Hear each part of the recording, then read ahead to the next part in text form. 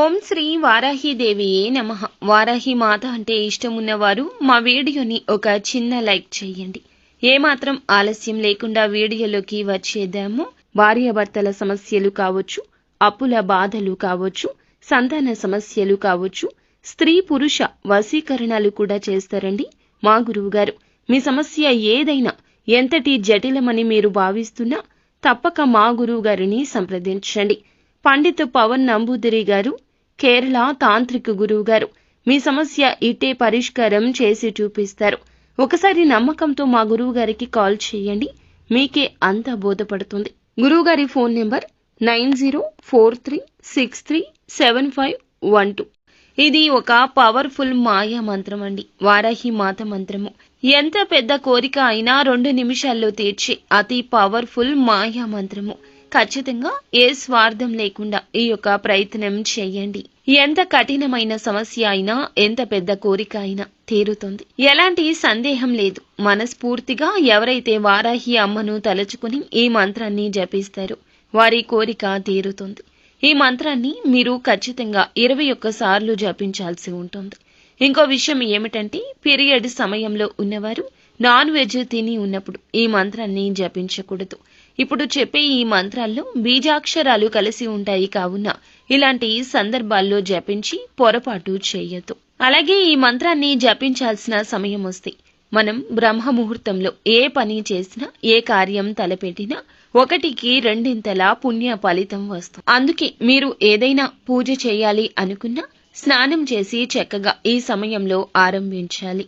అయితే బ్రహ్మ ముహూర్తంలో ఏ పని తలపెట్టినా, ఏ పూజ చేసినా కూడా అంతే మంచి ఫలితం కలుగుతుందని మన పురాణం చెప్తుంది. కాబట్టి 3:30 గంటల నుంచి 5:30 గంటల్లోపుగా మనకి ఈ యొక్క బ్రహ్మ ముహూర్త కాలం ఉంటుంది. ఏ పని మొదలు పెట్టినా ఈ సమయంలో మంచి జరుగుతుంది. మంత్ర జపం చేయడం కూడా ఈ సమయంలో 1000 రెట్ల పుణ్య ఫలితాన్ని కలగచేస్తుంది. ఈ సమయంలో మేము లేవలేము, కుదరదు అని అనుకునేవారు మాత్రం సాయంత్రం పూట అయినా సరే శుచిగా శుభ్రంగా స్నానం చేసి ఆచరించి ఆ తర్వాత సంధ్యాదీప సమయంలో అయినా, అంటే రాత్రి 10 గంటలు దాటాక అయినా ఈ మంత్ర జపం చేయొచ్చు. 10 తర్వాత అంటున్నారు భోజనం చేయొచ్చా అంటే చేయొచ్చు, ఇబ్బంది లేదు. కానీ నాన్ వెజ్ తిని మాత్రం ఉచ్చరించొద్దు. ఎన్నిసార్లు అంటే 21 సార్లు జపించండి. ఒకవేళ ఎవరికైనా సరే కఠినమైన సమస్యలతో బాధపడుతూ ఉంటే గనక ఒక వైట్ కలర్ పేపర్ తీసుకోండి. రూల్స్ అయితే ఏమీ లేవండి. నీట్ గా చక్కగా లైన్స్, చెక్స్ ఇలాంటివి లేకుండా ఒక వైట్ పేపర్ తీసుకోండి. గ్రీన్ కలర్ పెన్ తోటి ఇప్పుడు చెప్పే ఈ యొక్క మంత్రాన్ని పేపర్ పైన రాయండి.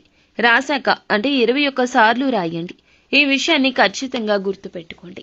21 సార్లు రాయాలి, 21 సార్లు ఉచ్చరించాలి. ఆ తర్వాత వైట్ పేపర్ మీద 21 సార్లు రాశాక మీ కోరిక ఏదైతే ఉందో అది కూడా రాయండి. అలా రాశాక ఈ పేపర్ని మీ పూజా మందిరంలో ఉంచుకోండి. ఇట్లా మీరు ఏం చేస్తారంటే 3 రోజుల పాటు ఉంచండి. ఆ పేపర్ని మీకు కోరుకున్న కోరిక నెరవేరే వరకు ఉంచుకోండి.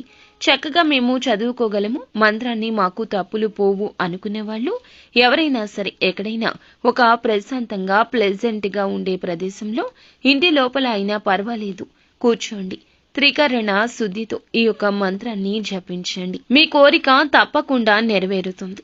ఇక ఆ యొక్క మంత్రం ఏమిటి అంటే గనక తప్పులు పోకుండా జపించడానికి ప్రయత్నించండి. ఒక 5 నిమిషాల పాటు ముందుగా అమ్మవారిని మనసులో ధ్యానించుకుంటూ మంత్రాన్ని జపించండి. మంత్రం వచ్చేసి ఓం హ్రీం శ్రీం క్లీం దుర్గతి నాశిన్యై మహామాయే స్వాహ.